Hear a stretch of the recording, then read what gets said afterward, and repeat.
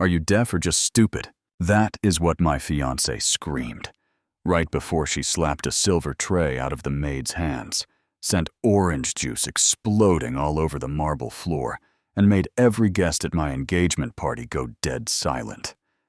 Glass everywhere, juice on the maid's faded uniform. People staring, phones half raised, waiting to see what I would do.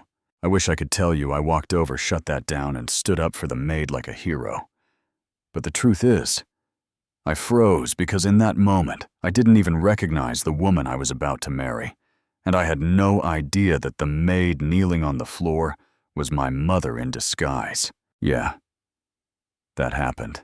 Hey, my name is Marcus Johnson, and this is the story of how my billionaire parents pretended to be a maid and a gate man to test the woman I thought I loved, and how that test almost broke our family, ruined our reputation, and still ended up saving my life. If it were you, what would you have done right there in front of everybody with the cameras out and the ring already on her finger? Let me take you back to where it started, before the uniforms, before the lies, back to the night. Everything looked perfect. Atlanta that night looked like somebody spilled diamonds across a velvet sky. The Johnson Towers rooftop was glass and gold and music and cameras.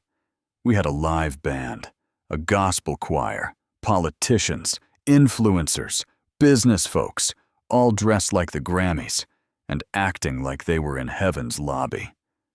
I was standing in the middle of it, in a white suit that shimmered under the lights, holding the smallest velvet box that has ever felt that heavy in a man's hand. My parents, William and Gloria Johnson, were there too, dressed like royalty. People know them as the power couple that built an empire from nothing. My dad started as a mechanic fixing cars barefoot in the Georgia heat. My mom cleaned hotel rooms before she owned hotels. They weren't born with money. They crawled to it brick by brick. The choir got quiet. The band eased down. Phones came up at the same time, like they'd rehearsed it, and I took Tiana's hand. She looked stunning dress, hugging every line, makeup, flawless tears, already sitting pretty in the corner of her eyes, like they were waiting for their cue. "Tiana," I said, voice shaking but full of everything I thought was real. "You are my peace, my sunshine, my reason. Will you marry me?" I opened the box. The diamond caught the chandelier light and threw it all over the room. People gasped like they were in church, and Tiana did what you're supposed to do in those moments. She covered her mouth, let the tears fall, screamed yes over and over. The choir broke into "Ain't No Mountain High Enough." Champagne popped. Flashes went crazy. Folks clapped like they were paid to. For a second, I swear it felt perfect. But if you looked past the confetti and the ring and the loud laughter, there were two sets of eyes in that room that were not celebrating, they were studying. They were my parents. My mom leaned over to my dad and whispered something only he heard, but later she told me exactly what it was. She said, "She pretty, yeah, but beauty don't prove heart, baby." My dad watched Tiana hold her hand out so everybody could get a clear shot of the ring, heard her say to her friend, "Girl, your girl finally made it. The Johnson name, I'm about to live like a queen." And he didn't say anything. He just narrowed his eyes like a man who knows the difference between excitement and entitlement. Later that night, after the party, after the speeches and the fake smiles, I walked my parents to their car. I was on this cloud, that mix of adrenaline and champagne and denial, and I asked the question I probably already knew the answer to. "So," I said, "what do y'all think of her?" They shared that married people look the one that is basically a whole group chat in one glance. "She's lovely," my mom said, but her voice was careful, like she was stepping around something sharp. "But love, Marcus, ain't what you see when the cameras are on. It's what you see when nobody's watching." "You mean you don't trust her?" I was already getting defensive, already choosing my side without realizing it. "We didn't say that," my dad answered, voice gentle but firm. "We just want to make sure her heart is where her mouth is." Before you tie your life to somebody, you better know if they love you or what you got. I laughed it off, told them I knew her. Told them Tiana wasn't like that. Told them they were being old school and dramatic, whatever, made it easier to ignore that knot in my stomach. My mom looked at the moon reflecting off the hood of the car and said, "Let's hope you're right, baby, because money has a way of showing you who's real and who's rehearsed." That sentence didn't hit me until much later. But that was the night my parents decided they weren't going to leave this to hope alone. That was the night they planned the test. 2 mornings later, our mansion felt different, the way the air feels right before a storm. Still, but heavy. Marble floors, glass stairs. The long driveway, everybody loves to take pictures in front of all of it, felt like a stage waiting on a show. My parents sat in the library with the door closed. I thought they were talking business. They were just not the kind you can put on paper. My mom said, "We need to see who she is. When she thinks nobody important is watching, we need to see how she treats the people she thinks are beneath her." My dad shook his head. "You talking about spying on that girl?" She looked him dead in the eye. "I'm talking about protecting our son, Will. You and me both know where we came from. We've both been the help before. If she can't respect the bottom, she doesn't deserve the top." He tried to joke his way out of it. "I'm 60 years old woman. My knees pop every time I stand up too fast. What I look like playing gate man?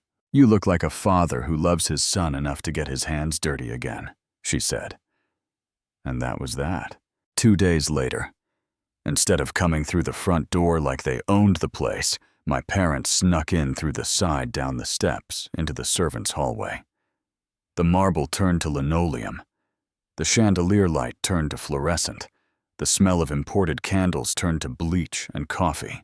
My dad put on a faded gray uniform and a cap, looked at himself in the little staff bathroom mirror, and shook his head. "Lord, if my board sees me like this, I'm a meme by lunchtime." My mom came out in a simple blue maid's uniform. Plain sneakers. Curls tucked under a headscarf. No diamonds. No lipstick. Just the face she used to show the world before money dressed her up. "You look fine, old man," she teased. "Besides, you used to be a mechanic. Ain't nothing wrong with a man that works with his hands." "Yeah, but back then I wasn't pretending to open my own gate," he grumbled. That's when Keisha walked in. Real maid. Real uniform, humming a gospel tune under her breath. She stopped when she saw them, smiled, and stuck out her hand. "You must be the new help Mrs. Thompson told us about." She said, "I'm Kesha. It's a lot of work around here, but the pay is decent, and the food is even better. Just don't cross Miss Tiana. She's picky as a peacock. That lady can find dust on a rainbow." My mom smiled back, soft and genuine. "Nice to meet you, baby. I'm Gloria. This is Will." Right there before the test even started, my mom knew 2 things. She knew Tiana already had a reputation, and she knew Kesha's spirit was clean. Then came move-in day. The Georgia sun was showing out that morning, shining off the white stone, like the whole house was trying to blind somebody. The long driveway curved through perfect lawns, fountains on everything curated, because rich people don't just live, they stage scenes. I heard the hum of Tiana's silver Tesla before I saw it. She pulled up, stepped out in a pink jumpsuit. Heels tall as church gossip, sunglasses big enough to hide any emotion. I walked down the steps to meet her, feeling proud. Stupid proud. "This place is everything," she said, spinning slow. 2 weeks in this mansion, and then I get to say I live here. I'm about to get used to this real quick. From the shadows near the gate, my dad, the owner of that entire estate, pressed the button to open the iron gates and said, "Morning, ma'am." She barely looked his way. "Hey, gate man, next time maybe open a little faster. I almost took the paint off this car." He smiled anyway. "You have yourself a blessed day now." She rolled her eyes. "Just do your job, old man." If it were your parents in those uniforms hearing that, how calm do you think you would have stayed? Inside, my mom stood in the hallway, with a mop head, slightly bowed body language, small like any older maid, trying to stay out of the way. "Morning, ma'am," she said as Tiana passed. Tiana gave her one quick scan, the kind of scan that measures you in dollars, then turned to me and whispered, "You sure you can't hire more professional staff, babe? That maid looks old. She's going to slow the whole house down." I said, "That's kind of rude." Tried to laugh it off, tried to pretend it didn't hit me wrong. "I'm just saying." She shrugged. "Your mama raised you in luxury. You deserve staff that represents that." My actual mama heard every word. Down in the kitchen, the real first test started. Tiana clicked in one morning silk pajamas, a head wrap that probably cost somebody's rent. Scrolling her phone like the world owed her updates. She didn't look up when she barked, "Where's my lemon water?" I said room temperature, not cold. Kesha started to apologize, but my mom stepped forward. "Sorry, ma'am. That was my mistake. I'll fix it now." Tiana gave her a slow up and down. "You must be new, try to keep up okay." My mom just nodded. "Yes, ma'am." On the outside, while inside she was filing that away under heart issues. Later that day, while she was steaming Tiana's white jumpsuit for a brunch, she accidentally bumped a side table. The coffee mug tipped dark liquid, splashed across the front of that expensive fabric. For 1 second there was silence. Then it came. "Are you out of your mind?" Tiana screamed, snatching the outfit away. "Do you have any idea how much this costs? This is not Walmart. This is designer. You can't afford to breathe near this, let alone ruin it. Just get out before you break something else." My mom kept her head low. "I'm so sorry, ma'am. It was an accident. I can pay for the cleaning." "You can't afford the cleaning," Tiana snapped. "Just go." A second later, she heard my footsteps in the hallway, and like flipping a switch, everything changed. I walked in smiling. "Hey, babe, everything okay?" She let out this little embarrassed laugh. "Oh, it's nothing, baby. The new maid just slipped. Don't be mad at her. Accidents happen." And I, blind and proud, and in love with an idea, smiled and said, "That's why I love you. You're so kind." You ever look back at your own memory and physically cringe? Yeah. What she didn't know was that Keisha watched the whole thing standing in the doorway, hands clenched around a towel. As soon as I left, Keisha said softly, "Miss Tiana, you don't have to talk to people like that. Accidents happen to everybody." Tiana turned that glare on her. "How about you mind your business, house girl?" Kesha's jaw tightened. "This is my business. We all work here. We're supposed to lift each other up, not tear folks down." My mom felt pride and sadness at the same time. Pride that Keisha spoke up. Sadness that the woman her son loved had just shown her real face to everybody except him. Meanwhile, my dad was getting his own evidence at the gate. He offered to help carry her shopping bags one afternoon, and she laughed. "These bags are worth more than your salary. I'm good." The same morning, Keisha came by with a biscuit wrapped in foil and said, "You look hungry, Mr. Will. I made extra breakfast." "You don't have to feed me, young lady," he told her. "I know," she said, "but good folks don't let other folks go hungry. That's just manners." 2 people. Same gate. Same man, same day, 2 totally different hearts. Stick around because what happened next will blow your mind. Because if all of that, the comments, the yelling, the disrespect, wasn't already enough, we hadn't even reached the real betrayal yet. One night, the house was quiet that deep evening. Quiet, where you hear every creak, every clock tick.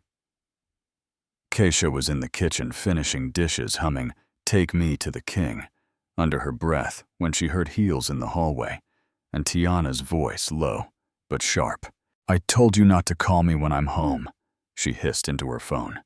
"Yes, I'm still going to marry him." I said 2 more weeks, right? 2 more weeks. And I'll be Mrs. Marcus Johnson. Then we're both out of here. Dubai beaches no more. Broke nights, you just be patient, baby. Kesha froze, sponge, mid-air, heart pounding.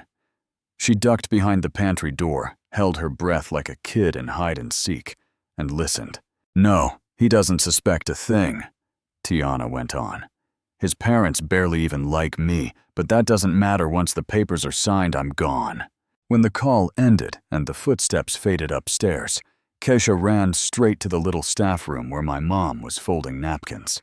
"Miss Gloria," she said, voice shaking, "you ain't gonna believe what I just heard." My mom sat her down, calmed her, made her repeat every word slowly. She didn't call her crazy. She didn't say, "No, that girl loves my son." She listened. Then she reached into her pocket and pulled out a tiny digital recorder. "Baby," she said, "from now on, you keep your ears open. Truth has a way of walking into the light, but sometimes we help it along. She trying to trap my son, but this time we're going to be ready." The next morning, my mom decided it was time for one more test. The kind that doesn't just test manners, it tests morals. She brought down a small jewelry box from her bedroom. Inside was a diamond necklace my dad gave her on their 25th anniversary. She put it next to the breakfast tray in the sunroom, half open, just enough to catch the light, just enough to catch attention. Tiana walked in hair-wrapped robe on, scrolling her phone like her thumb was on salary. She barely glanced at the tray, at first too busy taking a picture of her cappuccino. But when my mom quietly stepped out, the room got real small, real quick. The sun hit those diamonds, and it was like they called her name.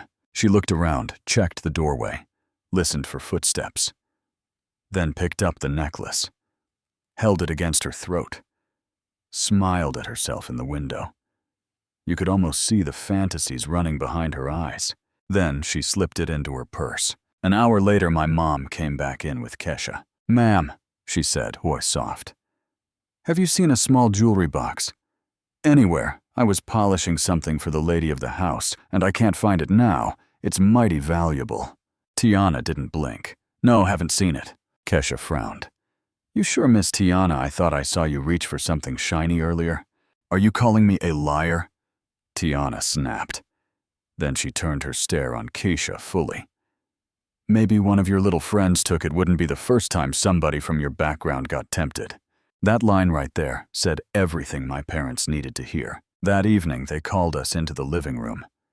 Me, Tiana, Keisha, the maid, the gate man. I still thought my parents were out of town. That's how deep this disguise thing went. The room felt crowded, even though there weren't many of us there, because truth has weight when it's about to drop. My mom, still in that uniform, stepped forward. "Ma'am, I found my necklace."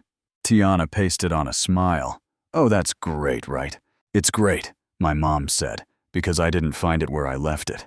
My dad handed me a tablet. "Son, I need you to watch something." On the screen, the footage rolled, my mom leaving the room. Tiana alone with the tray, the moment she saw the box. The look around the room, the way her fingers closed around the necklace, the quick slide into her purse. You ever feel your body go cold while you're still standing in a warm room? My hands were sweating and shaking at the same time. "Tiana," I said, voice breaking, "tell me this isn't you." She started crying on cue, big wet eyes, trembling lip, the whole show. "Marcus, it's not what it looks like. I was just keeping it safe. I didn't want the other staff to steal it. I was going to give it back, I swear." Keisha folded her arms and said what nobody else wanted to say out loud. "Safe from who, honesty? Stay out of this house, girl." Tiana snapped, forgetting all her pretty words. And right there in front of everybody, in front of the woman she thought was just an old maid, and the man she thought was just a gate worker, her mask fell off. I saw every moment lined up. The party, the bragging, the eye rolls, the coffee, the old man, the phone call. I didn't know about yet the necklace in her purse, and something finally snapped in me. "You made a lot of mistakes," I said slowly, "but this one finally showed me who you are." I picked up the necklace, handed it back to my mom, without even knowing she was my mom, in that moment, and I walked out. You'd think that would be the end. Girl exposed engagement over lesson learned roll credits. Not even close. Because the crazy twist in this story isn't just that my parents were the maid and the gate man. The crazy twist is what happened when the person we exposed decided she was not going down alone. After I called off the engagement, Tiana stayed in the house a few more days, moving like a storm cloud. Quiet, but dangerous. I avoided her. My parents started being themselves with me again in private, and slowly told me what they'd done, why they did it. I was hurt and grateful at the same time, which is a weird mix, you know what I mean. Then, one afternoon, I was in the garage with the crew sleeves rolled up, sweat on my forehead, trying to get my head right, with something as simple as an engine when she showed up. "You working now that's new?" she said with a half smile. "What do you want, Tiana?" I sighed. "To apologize," she said, "to talk, just give me 1 minute." I should have said no. I said yes. She stepped close, softer than I'd seen her in weeks. She talked about how she grew up broke, how she was scared of going back to nothing, how greed got in the driver's seat. It almost sounded honest. Then she said, "Meet me tomorrow at the Ivy Lounge downtown. Alone. There's something I need to show you. Something about your parents, something that might change how you see all of this." I didn't tell my parents. I didn't tell Keisha. I went. The next day, I walked into that fancy lounge with the low lights and the quiet jazz and the fake privacy. And there she was in the back corner, sunglasses on manila envelope on the table. "You came," she said. "You said it was important," I replied. She slid the envelope toward me. "I have something your parents don't want you to see." Inside were photos. My parents in their uniforms coming in through the staff door, riding the bus instead of their cars, sitting in the staff kitchen talking with Keisha, planning. Shots from the gate camera from corners of rooms angles that said somebody had been following them. "Proof," she said, "that they lied to you, that they manipulated everything. They didn't just test me. They tested you. They played with your life like some social experiment. You think that's love or control?" She wanted me angry, not just at her, I was done with her, but at them. And for a second, yeah, I felt betrayed. My own parents had been sneaking around in uniforms, hiding cameras, recording conversations, watching the woman I loved, and watching me without my consent. If it were you, would that sit right with you? Or would you feel like a lab rat in your own house? But here's where I had to make a choice. I could let my hurt make me side with someone who stole from my family, or I could separate the pain of how they tested me from the truth of why they did it. I pushed the envelope back. "This is pathetic, Tiana, you're desperate." She leaned in. "Maybe, but imagine what I could do with these pictures and the right story. Billionaire couple pretends to be poor workers to spy on son's fiancée. Internet will eat that up, you know they will, unless we work something out. Blackmail." That was her last card. I stood up. "We're done, Tiana. Whatever game you're playing, it ends here." She smiled, that cold little smile I'd finally learned to recognize. "We'll see." That night, she leaked the whole thing. Photos, half-truths, captions spun to make her look like the victim of a cruel experiment. By morning, our name was everywhere. Billionaire parents pretend to be maid and gate man to spy on son's fiancée. Rich couple runs twisted loyalty test in their own mansion. Reporters crowded outside our gate cameras, flashing people yelling questions. Our phones blew up. Then the police showed up because somebody, and we don't have to guess who, filed complaints for fraud and mistreatment, claiming my parents had abused their staff and tricked people. It was wild. I looked at my mom standing in the foyer. No uniform now, just a simple dress. Circles under her eyes from nights of planning and worrying, and I saw something that scared me more than the cameras. I saw doubt. My dad took her hand. "Then we fight with truth," he said. "Not with spin, not with lies, just truth." So we did something my family had never done. We invited the world into our mess on purpose.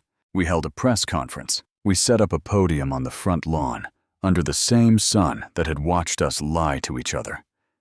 Neighbors peeked over fences. Reporters leaned forward, mics in our faces. My dad stepped up first. Yes, he said. My wife and I disguised ourselves as staff in our home. We did it because we care more about our son's future than we do about public opinion. We did it to see past charm and looks and money, to see how someone treated people they thought didn't matter. He talked about growing up poor, about remembering how it felt to be invisible, how he refused to let his son's wife be someone who looked down on the people he used to be. Then my mom stepped up. She told them about that night on the rooftop, hearing Tiana brag about making it because of our last name, about how she watched her treat staff, like background noise about the coffee, the necklace, the way she talked to Keisha. She didn't drag every ugly detail into the light. She didn't mention the Dubai call or the side boyfriend, even though she had those recordings. She just said, "We saw enough to know she didn't love our son. She loved what came with him, and we chose to act before the wedding vows, not after."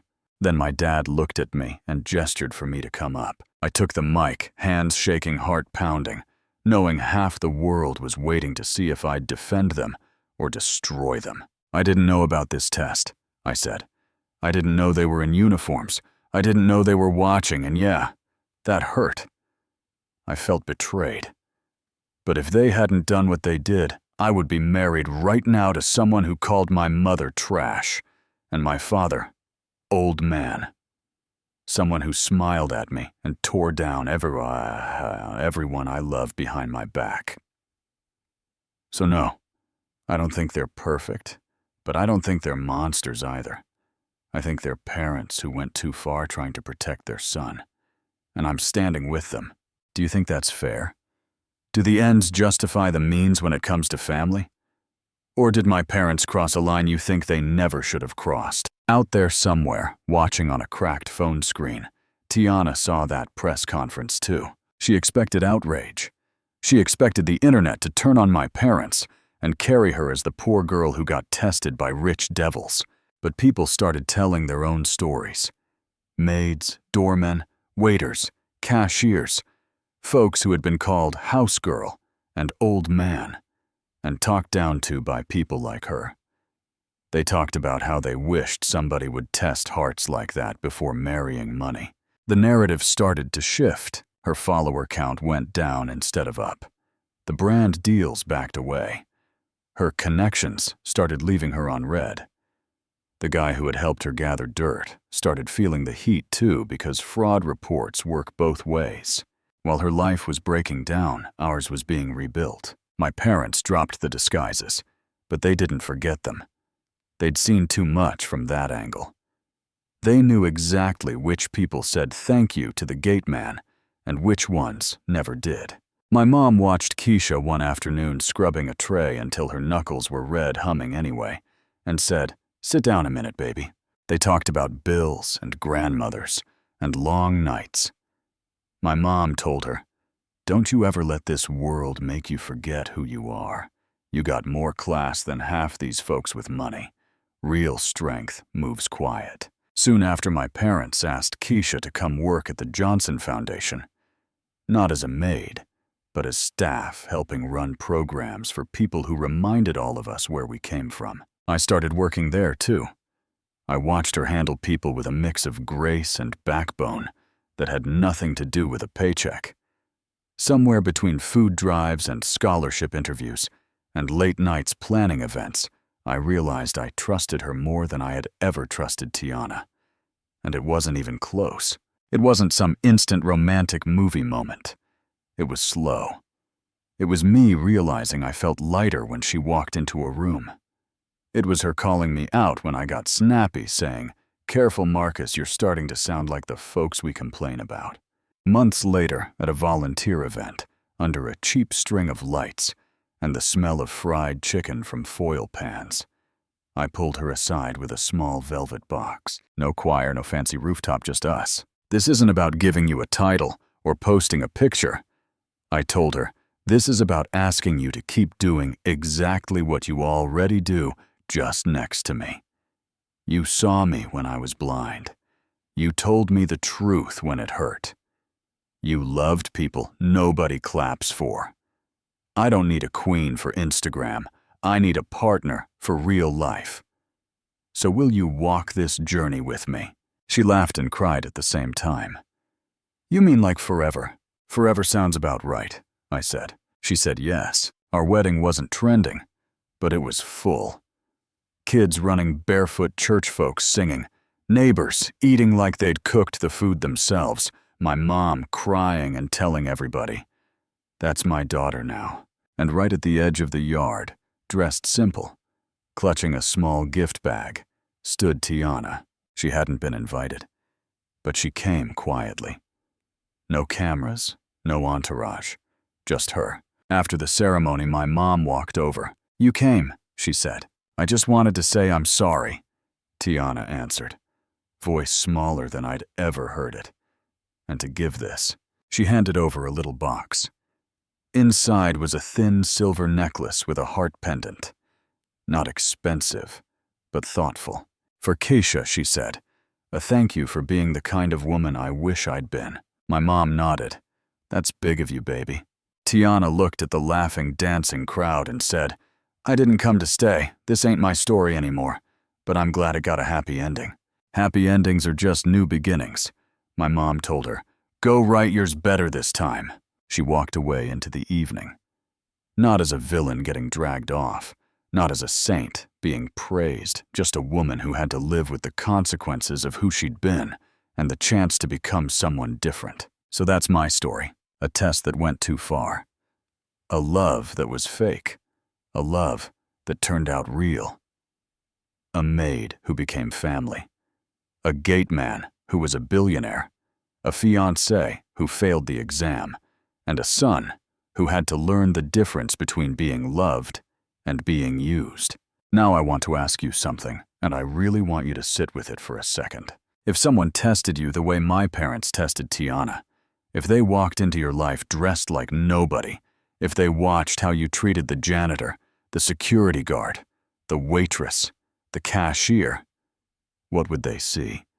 Would they see kindness that doesn't need an audience, or sweetness on the outside, and poison in private? Do you think my parents went too far? Or do you think in a world this fake, sometimes you have to go extreme to find out what's real? And what about Tiana? Does someone like her deserve a second chance after everything she did? Or are some lines unforgivable to you? Drop your thoughts in the comments. Argue with me. Agree with me.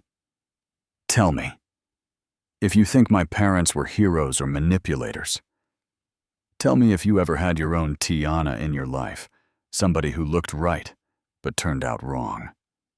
Or maybe tell me if you were the one who had to learn the hard way, that character matters more than charm. And if this story hit you anywhere in your chest, if it made you rethink how you talk to people who clean your table or open your gate, let me know by writing, "Mr. Hope, you made my day." And then tell me honestly, if it were you standing there at that rooftop, holding that ring, knowing what you know now, what would you have done?